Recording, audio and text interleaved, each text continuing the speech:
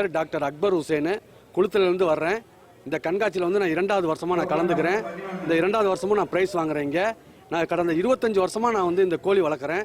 இந்த கோழியில் பார்த்தீங்கன்னாக்கா என்ன விஷயம்னாக்கா, இவ்வளோ அழகாக மயில் மாதிரி வாழும், கிளி மாதிரி மூக்கு இருக்கக்கூடிய ஒரு சேவல் இது. இந்த சேவலுக்கு பார்த்தீங்கன்னாக்கா ஆல் ஓவர் இந்தியா பார்த்தீங்கன்னாக்கா இதுக்கு வந்து என்றைக்கு மதிப்பு மரியாதையும் உண்டு.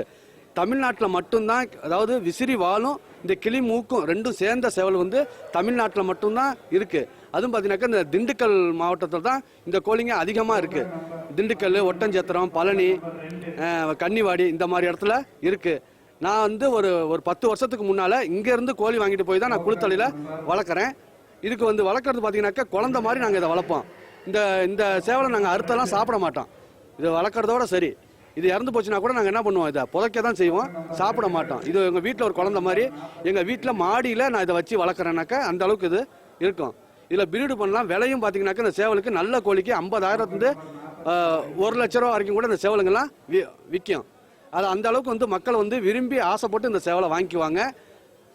இது வந்து எங்கள் குழந்தை மாதிரி நாங்கள் இதை வளர்க்குறோம். இதுக்கு வந்து இது மாதிரி வந்து வருஷம் நடத்தணும். இந்த கோழி கண்காட்சிக்காரங்க நாங்கள் தனித்தனியாக இருப்போம். இவங்க தான் ஒன்று சேர்க்குறாங்க.